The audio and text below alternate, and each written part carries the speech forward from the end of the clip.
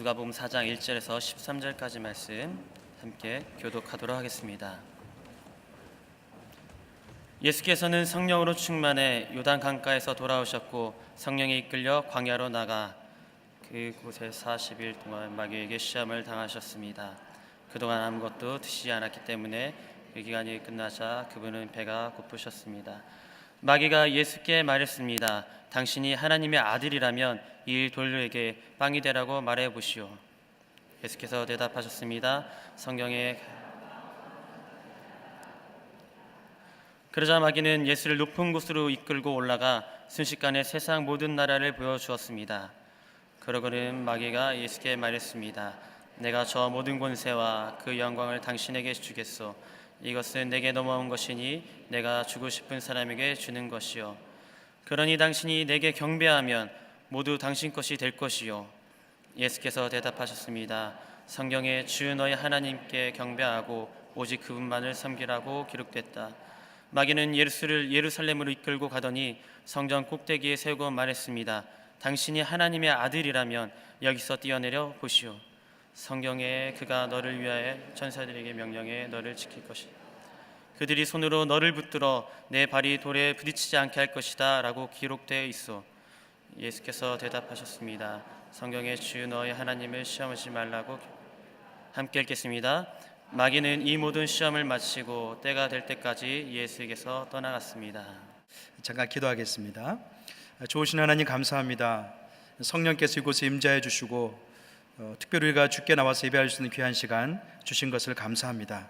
성령 안에서 믿음으로 주께 나가 승리할 수 있도록 역사해 주시옵소서. 주님을 찬양하며 예수님의 이름으로 기도합니다. 아멘. 예수님께서는 세례요한에게 세례를 받으면서 성령이 충만해서 돌아왔습니다. 그때 하나님이 그에게 말씀해 주셨는데요, 너는 나의 사랑하는 자고 내가 너를 기뻐한다. 그런 확신 가운데 그는 존재하게 되었습니다. 성령은 어떻습니까? 성경에서 성령님은 우리에게 새롭게 이야기하고 있습니다. 성령님은 성도에게 믿음을 갖게 하고, 또 성령님 어떻습니까? 일상 속에서 그리스도를 발견하게 하는 게 바로 성령의 역사입니다. 또 한 가지는 성령의 별명이 있는데요, 그것은 바로 보혜사입니다. 보혜사는 다른 것이 아니라 우리를 돕는다는 그런 의미가 있습니다.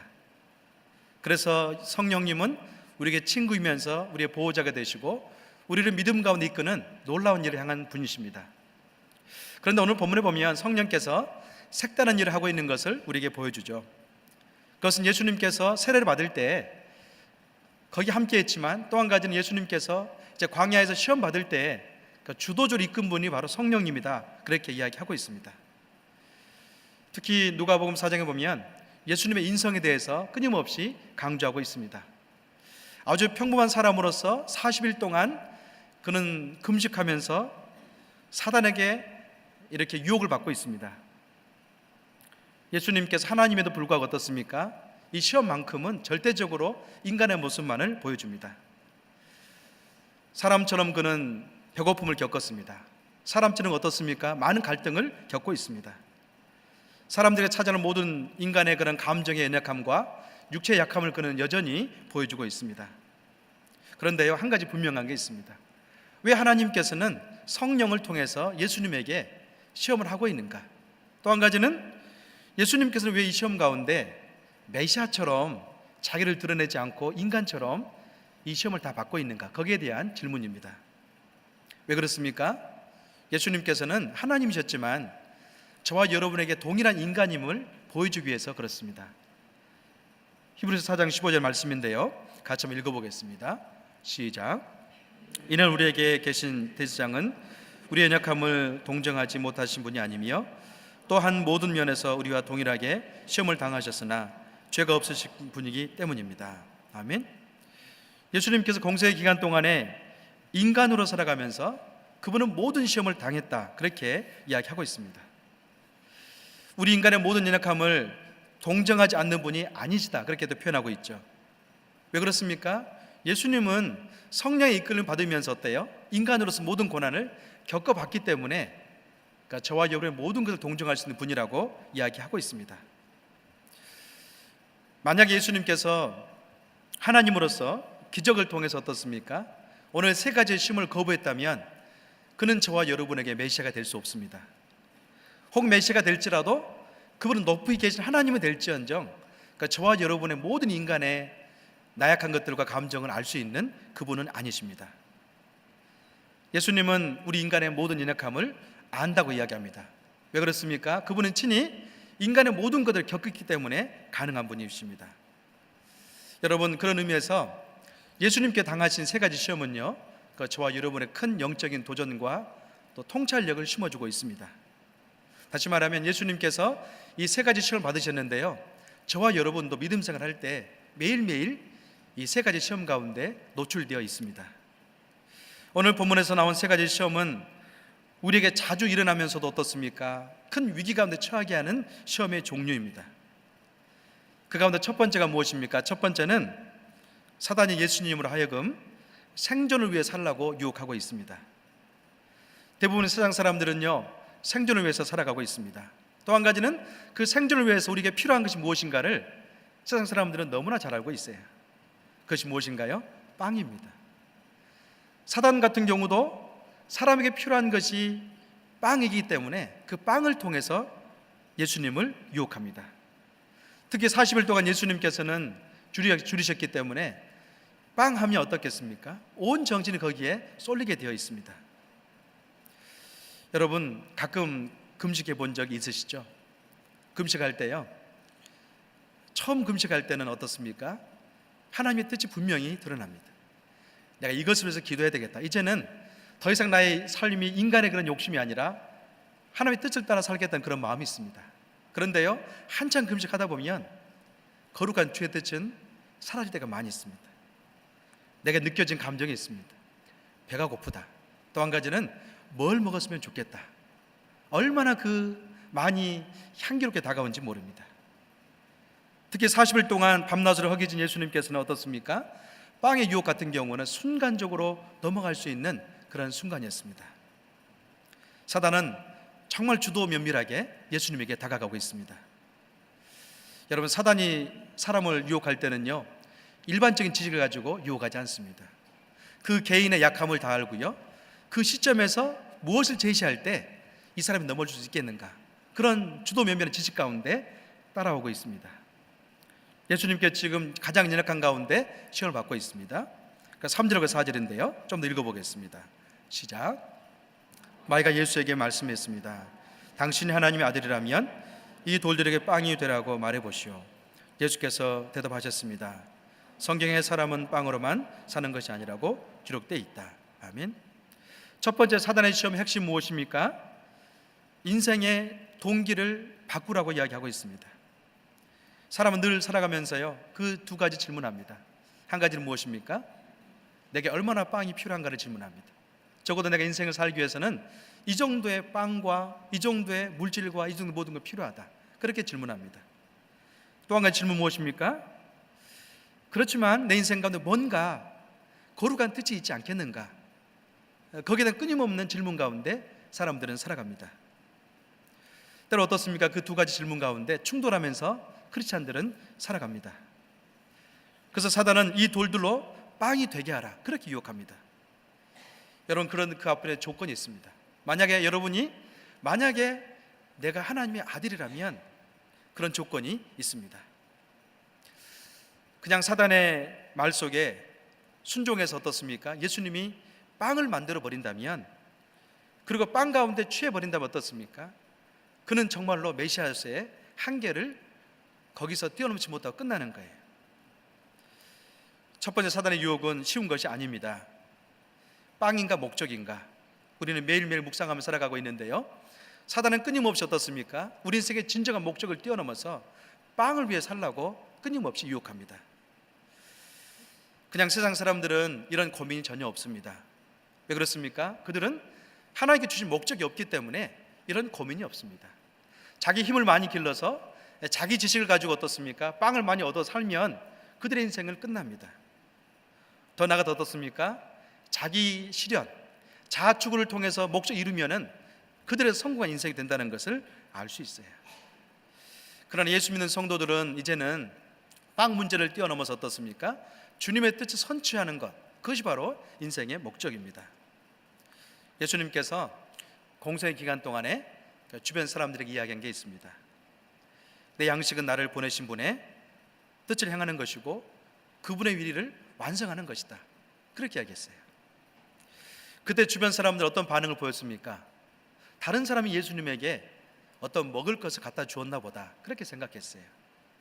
그러나 예수님은요, 단순히 한 인생 가운데 먹는 것을 이야기하지 않았습니다. 진정한 인생의 양식이 무엇인가를 이야기했습니다. 요한복음 4장 34절인데요, 같이 읽어봅니다. 시작. 예수께서 말씀하셨습니다.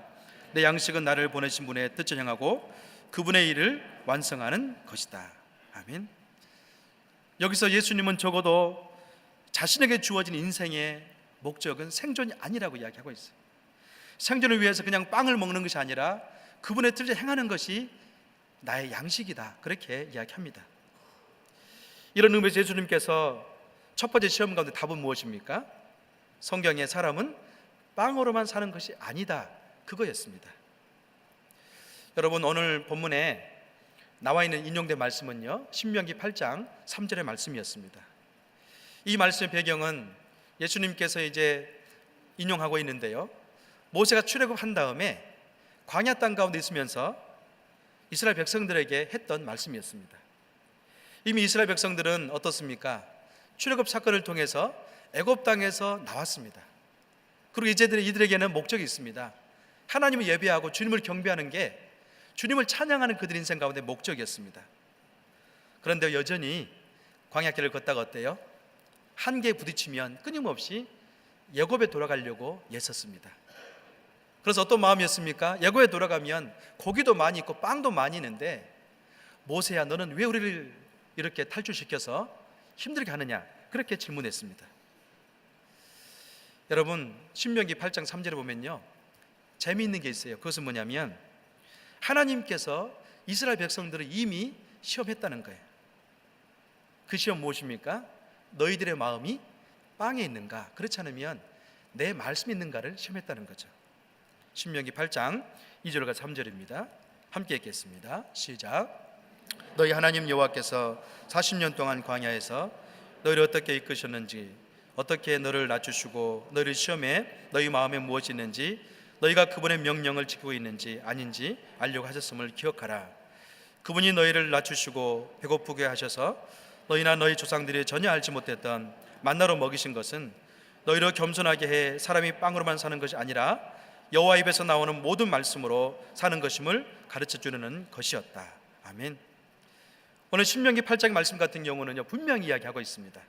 너희를 시험해 너희 마음에 무엇이 있는지 알게 하기 위한 것이다. 빵이 있는지, 그렇지 않으면 여호와의 그 말씀 때문에 인생을 살아가고 있는가, 거기에 대한 답을 찾고자 했습니다. 그러면서 어떻습니까? 하나님께서는 만나를 줄 수 있는 분이지만 인생이 만나로 사는 것이 아니라 내 입에서 나오는 말씀으로 살아야 된다, 그렇게 이야기하셨습니다. 여러분, 지금도 어떻습니까? 사단은 저와 여러분에게 끊임없이 그렇게 얘기합니다. 이 돌들로 빵을 만들어서 먹어라. 그리고 빵을 많이 만들고 또 빵을 또 많이 쌓아두어라. 그러면 너 인생 가운데 부유함이 있을 것이다. 그렇게 유혹합니다. 어느 날 예수님께서는 제자들에게 주기도문을 가르쳐 줬는데, 그 주기도문 내용을 보면 그런 내용이 있습니다. 일용할 양식을 내게 구하라. 그러면 내가 너에게 줄 것이다. 이것은 예수님께서도 빵 문제만큼은 심각하게 생각하고 있다는 걸 우리에게 보여줍니다. 누구를 위한 것입니까? 제자들을 위해서, 또 주님을 따르는 많은 사람들에 있어서 빵 문제를 주님이 고민하고 있습니다. 여기서 문제는 무엇입니까? 균형과 질서의 문제입니다. 영적인 질서가 잡힌 사람은요, 목적을 이루기 위해서 빵을 구합니다. 그러나 영적인 질서가 파괴된 사람은 어떻습니까? 빵을 위해서 목적이 전도된 그런 삶을 살게 됩니다. 성경에서 이 유혹에 실패한 인생이 있는데요, 그것은 바로 에서 이야기입니다. 에서는 어떻습니까? 어느 날 사냥하고 돌아왔는데 엄청나게 허기짐을 느꼈습니다. 그때 어떻습니까? 팥죽을 본 다음에 야곱에게 거래를 하죠. 그때 에서는 자기가 엄청난 장자의 축복이 있었고 하나님 목적에 대한 부르심이 있었는데, 그 팥죽 하나 먹으면서 그 장자권을 팔아버렸습니다. 그는 야곱의 꾀임 가운데 완전히 넘어가서 다시는 장자로서의 그 주기를 회복시키지 못했습니다. 여러분, 성경에는 종종 우리 인생을 장사에 비유합니다. 장사꾼 어떤 사람입니까? 거래한 사람입니다. 만약에 어떤 장사꾼이 돈이 4개 있는데요, 어떤 달란트가 있는데 그 달란트를 통해서 어떻습니까? 값진 것을 거래한다면, 그리고 영원한 것을 얻는다면 그 장사꾼은 영원에 갔을 때 가치 있는 그런 삶임을 드러나게 됩니다. 그러나 만약에 그 장사꾼이요, 자기에게 주어진 달란트를 통해서 순간에 그것을 선택해서 사버린다면 그 인생은 그 순간이 지나가면 더 이상 별별 없는 인생이 될 수 있다는 겁니다. 성경에 보면 5달란트와 3달란트, 2달란트, 1달란트가 있던 인생이 있다고 이야기합니다. 그런데요, 이 비유가 중요한 것은 뭡니까? 5달란트, 1달란트 중요한 게 아닙니다. 무엇을 샀느냐가 중요합니다. 많은 사람들은, 많은 성도도 어떻습니까? 이 땅을 살아가면서 우리에게 주어진 인생의 값진 인생의 목적 가운데 있기보다는 빵에 치우쳐 살기를 좋아합니다. 이런 사람은 이미 사단이 좋아하는 인생의 동기를 가지고 살아가는 사람입니다. 그러나 육신의 그 생존의 시간에 우리가 주님의 뜻을 생각하면서 그분의 뜻을 묵상하면서 어떻습니까? 영혼을 위해서 우리 인생의 목적을 둔다면 우리는 눈에 보이는 빵 때문에 넘어지는 그런 삶을 살지 않을 겁니다. 예수님은 그렇게 말씀하셨죠. 너희는 먼저 그의 나라와 그의 의를 구하라. 그리하면 이 모든 것을 너희에게 더하실 것이다. 어떻습니까? 먼저 그분의 나라와 그의 의를 구하면 빵도 어때요? 따라온다는 겁니다. 우리는 먼저 그의 나라를 구하는 삶을 살아야 됩니다. 그래서 어떻습니까? 저와 여러분은 그분께 채워진 풍성한 빵을 먹게 될 것입니다. 하물며 들에 핀 꽃이나 공중의 새는 저 새들 보라.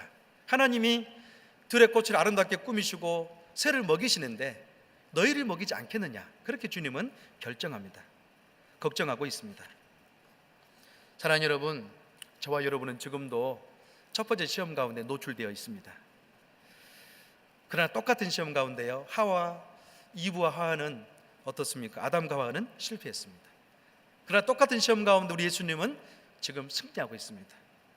그 승리의 비결이 무엇인가요? 예수님은 주의 말씀을 붙잡았기 때문에 승리했습니다. 에베소 6장 13절 17절 같이 읽어봅니다. 시작. 그러므로 하나님의 전신갑주를 입으십시오. 이는 여러분이 악한 날에 능히 대적하고 모든 것을 행한 후에 굳건히 서기 위한 것입니다. 구원의 투구와 성령의 검 곧 하나님 말씀으로 무장하십시오. 아멘. 바울은 우리 인생 가운데, 성도 가운데 있는 영적 전쟁에 있어서 승리할 수 있는 비결은 다른 것이 아니라고 이야기합니다. 사단의 유혹이 있을 때 전신갑주를 입는 것만이 승리할 수 있다고 이야기합니다. 이 전신갑주는 무엇입니까? 구원의 투구, 성령의 검, 곧 하나님 말씀으로 무장하십시오. 그렇게 이야기하고 있습니다. 우리도 세상의 어떤 것보다도 하나님 말씀을 믿고 또 그 말씀만이 참된 인생 가치임을 확신을 가지고 살아야 됩니다. 그럴 때 우리는 값진 인생을요, 빵을 구하는데 허비하지 않습니다. 두 번째 시험은 어떤 시험이었습니까? 두 번째는요, 권세에 대한 시험이었습니다. 오늘 본문 5절과 7절인데요, 같이 한번 먼저 읽어보겠습니다. 시작.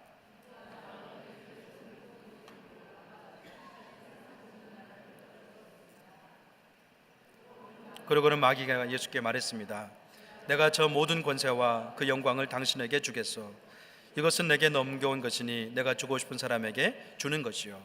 그러니 당신이 내게 경배하면 모두 당신이 것이 될 것이요. 아멘. 여러분, 두 번째 시험 가운데는요, 이 사단의 엄청난 착각이 그 안에 있습니다. 6절의 말씀 보면 그런 표현이 있습니다. 이것은 내게 넘어온 것이니 내가 주고 싶은 사람에게 줄 것이요. 그렇게 이야기합니다.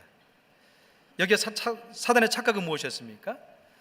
세상에는 모든 권세와 모든 영광이 자기의 것이기 때문에 나는 마음대로 나를 경배하는 자에게 줄 수 있다, 그렇게 이야기하고 있어요. 실상은 성경에서는 잠시 동안 사단에 대해서 이 땅에 임금이라고 표현합니다. 또 한 가지는 공중의 권세를 잡은 자라고 표현합니다.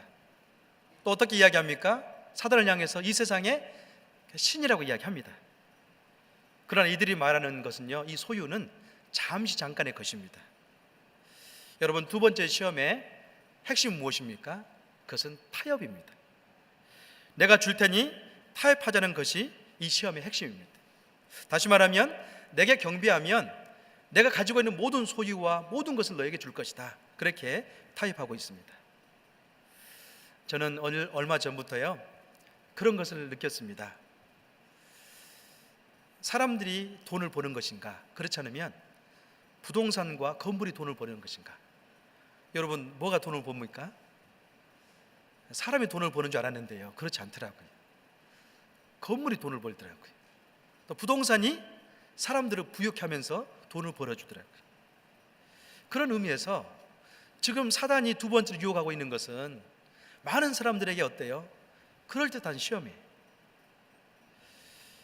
이런 사단의 유혹 가운데 누가 잘 넘어집니까? 특히 권세에 대한 세상적인 욕심을 가지고 있는 사람이 잘 넘어집니다.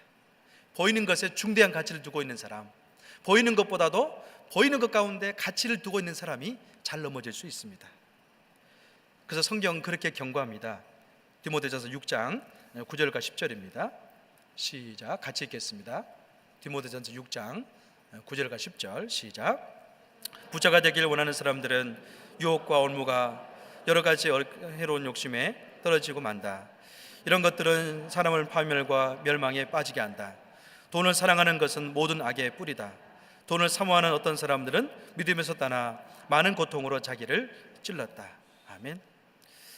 여러분, 디모데전서 6장 같은 경우는 분명히 두 번째 시험 가운데 넘어지기 좋은 사람에 대해서 이야기하고 있습니다. 부자가 되기를 원하는 사람, 또 돈을 사랑하는 사람, 또 어떻습니까? 보이는 것 가운데 자기의 가치의 모든 것을 두고 있는 사람이 넘어질 수 있는 시험이다. 그렇게 이야기합니다. 현대인들 가운데 가장 큰 우상은 다른 것이 아닙니다. 돈입니다. 이 만모니즘, 황금 만능주의, 물질 만능주의, 돈만 있으면 모든 것이 가능하다. 이 생각은 하나님이 심어준 생각이 아니죠. 사단이 저와 여러분에게 심어준 생각입니다. 그러나 예수님은 이 유혹 가운데 그렇게 말씀합니다. 8절 말씀, 오늘 본문 다시 한번 읽어보겠습니다. 시작. 예수께서 대답하셨습니다. 성경에 주 너희 하나님께 경배하고 오직 그분만을 섬기라고 기록됐다. 아멘.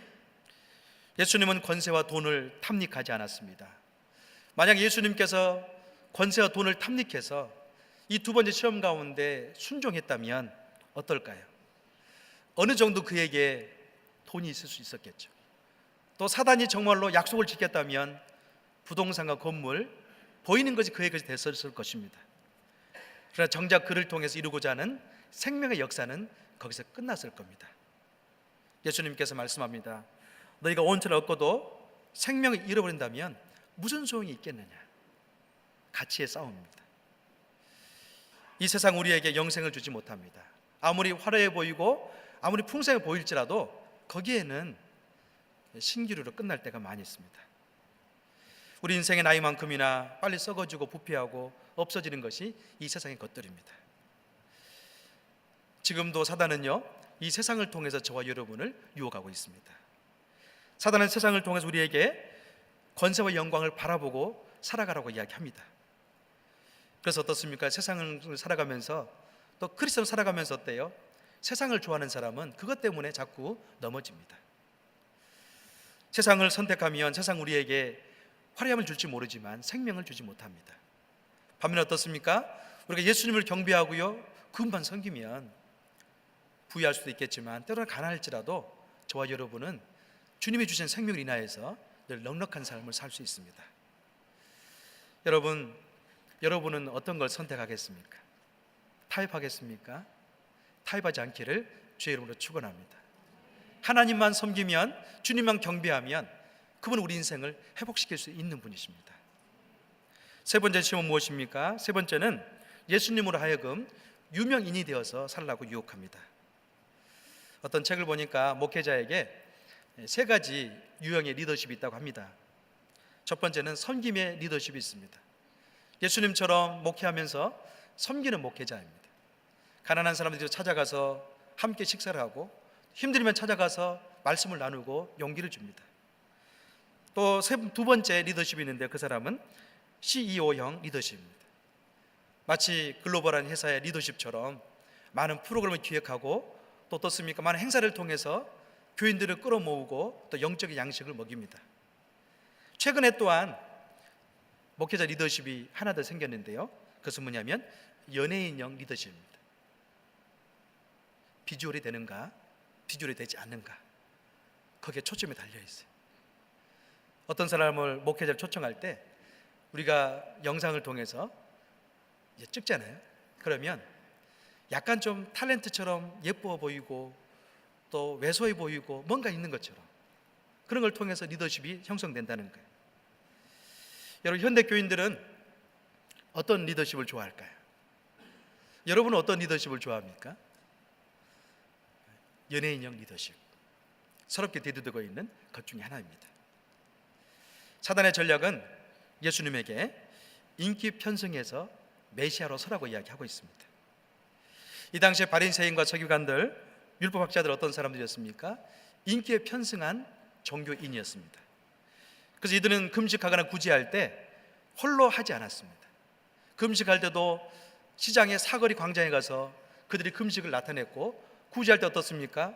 자기의 선행을 널리 알렸습니다. 그럼을 통해서 어떻습니까? 자기 존재감을 드러내고 그들은 또한 그 존재에 취해서 살았습니다. 여러분, 이들의 문제점은 무엇입니까? 이들의 문제점은 그들의 시선이 하나님이 있지 않았다는 게 문제였습니다. 자신의 인기와 이미지를 관리하고 또 더 확장시킨 데 이들의 인생의 의미가 있었습니다. 세 번째 유혹의 핵심은 이것인데요, 오늘 본문에 나와 있습니다. 9절과 11절 같이 읽어보겠습니다. 시작. 마귀는 예수를 예루살렘으로 이끌고 가더니 성전 꼭대기에 세우고 말했습니다. 당신이 하나님의 아들이라면 여기서 뛰어내려 보시오. 성경에 그가 너를 위해 천사들에게 명령해 너를 지킬 것이다. 그들이 손으로 너를 붙들어 내 발의 돌에 부딪히지 않게 할 것이다 라고 기록되어 있어. 여러분, 만약 예수님께서 이 세 번째 유혹 가운데 넘어가서 예루살렘 성전 꼭대기에서 내려갔다면 어떨까요? 정말로 천사가 와서 손을 붙들고 발이 땅에 닿지 않게 했어요. 그럼 어떻습니까? 순간에 그 일대에 탑 뉴스거리가 됐을 겁니다. 그래서 많은 사람들은 저 사람이 메시아인가 달라들었을 겁니다. 그러나 예수님은요, 자기 출생도 숨기시고 또 어떤 기적이 일어날 때마다 말하지 말라고 굽고 이야기했습니다. 도리어 그는 어떻습니까? 인기 있는 장소가 아니라 죄인들에게 찾아갔고 고난받고 질병 가운데 사람들에게 찾아갔습니다. 사람들은 자극적인을 원했지만, 자극적인을 통해서 메시아가 되기를 원했지만, 그분은 외롭고 쓸쓸하고요, 십자가의 길을 통해서 메시아 되기를 원했습니다. 종종 어떤 사람들 볼 수 있죠. 명함을 보면 명함이 한 장이 아닙니다. 두 장입니다. 명함 한 장을 통해서는 자기를 다 드러낼 수 없어요. 추가된 명함이 또 있습니다. 두 장을 받아야만이 그분의 화려한 인생을 볼 수 있습니다. 그러나 예수님은요, 자기 인생 가운데 명함이 있는 것도 지으면서까지 급구 인기를 없앴습니다. 세 번째 시험에 사단은 예수님에게 하나님과 다른 길을 가라고 이야기하고 있습니다. 그 길은 어떤 길입니까? 넓은 길입니다. 그 길은요, 화려한 길이었습니다. 그 길은 메시아처럼 되는 길이었습니다. 그러나 우리 주님은요, 십자가를 통해서 그분이 되는 것을 드러내기를 즐겨했습니다. 왜 그렇습니까? 십자가를 통해서 그 길에 가야만이 우리 죄가 용서받을 수 있고 또 부활을 통해서 우리에게 영원한 소망을 줄 수 있기 때문에 그랬습니다. 사단은 믿는 성도가 인기가 편승된 그런 길을 가기를 지금도 원하고 있습니다. 그러나 여러분, 분명히 기억할 것은 우리가 믿는 기독교는요, 십자가를 통해서만이 영광이 주어지는 기독교입니다. 예수님은 그 길을 가기 위해서 인기를 거절했습니다. 우리는 가끔 그런 생각을 합니다. 내가 성공하고 내가 출세하면 주변 사람들이 하나님 믿으니까 잘 된다고 칭찬할 것이다. 때로는 어떻습니까? 내가 잘 되면 많은 사람들이 예수 믿는 것 가운데 나를 보고 돌아올 것이다. 그런 생각할 때가 종종 있습니다. 그 생각은 맞으면서도 얕은 생각입니다. 왜 그렇습니까? 우리가 전도하려고 하는 사람들에게는요, 참된 복음을 이야기해 줘야 됩니다. 왜냐하면 그들도 지금 연약한 것 가운데, 고민 가운데 있기 때문에 그래요. 인생의 나약함과 죄악의 그런 굴레 가운데 어떻게 벗어날 수 있겠는가?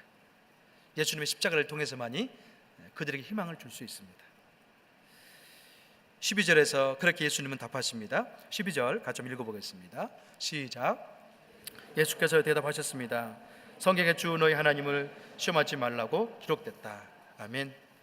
우리 주님은 주 너희 하나님을 시험치 말고 뭉툭이 십자가를 지고 갈 때 거기에 생명의 길이 있다고 말씀하셨습니다. 또 누가복음 9장 23절에 보면 제자들이 그렇게 이야기합니다. 한 번 더 읽어볼까요? 누가복음 9장 23절입니다. 자막을 통해서 읽겠습니다. 시작. 그러고는 그들 모두에게 말씀하셨습니다. 누구든지 나를 따르려면 자기를 부인하고 날마다 자기 십자가를 지고 따라야 한다. 아멘. 예수님께서도 사랑하는 제자들에게 이 말씀하시면서 자기의 정체성을 분명히 드러냈습니다. 그 당시에 제자들은 끊임없이 예수님에게 불만이 한 가지 있었습니다.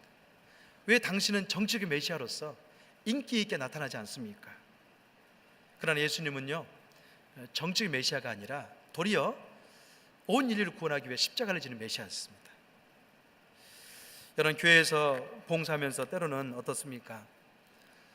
어떤 이벤트를 통해서, 또는 이벤트가 아닐지라도 어떤 프로그램을 통해서 어때요? 우리가 드러나기 원하는 게 종종 있습니다. 그러나 십자가는 어떻습니까? 묵묵히 다가오는 섬김을 통해서만이 그 영향력이 나타납니다. 헬리나우에는 우리에게 상처 입은 치유자를 통해서 엄청난 영향력을 주는 영성 작가가 됐는데요, 그분의 인생을 보면 한때는 예일 대학이나 하버드에서 강의를 하면서 인기 높은 그런 교수였을 때가 있었습니다. 그가 강의를 개설하면 많은 학생들이 신청해서 들었습니다. 그런데 그가 어느 날 캐나다에 있는 데이 브레이크에 가서 장애인 단체에서 봉사하는 그런 삶을 살았습니다. 그런데 그는 아주 평범하게 살기도 고민했지만 어느 날 문득 생각나는 게 뭐냐면은 인기예요, 인기. 내가 만약에 여기를 그만두고 미국에 다시 돌아간다면 다시 강단에 서서 많은 사람들에게 인기 있는 그런 강의도 할 수 있고 또 세미나 할 수 있는데 나는 무엇 하는가? 그런 유혹이 있을 때마다 그 유혹을 참고 견뎠습니다. 근데 하나님께서 그를 어떻게 썼습니까? 어떤 아담 아네트란 정신박약아란 그런 아이를 만나게 했습니다. 근데 헬리나웨는 이 아이를 돌보면서 때로는 어떻습니까? 육체의 모든 걸 닦아주면서 하나님이 그 아이들을 얼마나 사랑한지를 발견했어요. 그런 다음에 아담, 하나님께 사랑받는 존재라는 책을 썼습니다. 여러분, 만약에 헬리나웨이 세상에 인기가 편성돼서 교수의 길을 갔다면 그는 한 대학 안에 머물러 있었을 겁니다. 그러나 그는 어떻습니까? 그 인기 편성을 버리고 아무도 알아주지 않는 이 데이 브레이크라는 장애 공동에 가서 섬길 때 하나님은요, 그를 통해서 낮은 자와 가난한 자와 병든 자가 함께하는 그 하나님을 알릴 수 있는 작가로 널리 사용한 것을 볼 수 있어요. 우리는 목적을 위해 생존에 필요한 빵을 구하는 그런 삶을 살아야 됩니다. 빵을 구하기 어떻습니까? 우리 인생을 목적이 전도된 그런 삶을 살아서는 안 됩니다.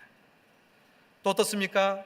천하만국의 소유가 아무리 커 보일지라도 사단에게 있는 것은 분명히 아닙니다. 하나님에게 있습니다. 여러분, 천하만국을 소유할 수 있는 존재는 어떤 존재입니까? 마음이 청결해서 주님을 찾고요, 주님과 동행하는 존재가 그 영광을 누린다고 말씀합니다. 사랑하는 여러분, 또 어떻습니까? 어떤 순간에도 우리는 하나님을 섬길 때만이 승리할 수 있다는 것을 오늘 본문에서 이야기하고 있습니다. 여러분, 우리 인생길은요, 넓은 길 가운데 답이 있지 않습니다.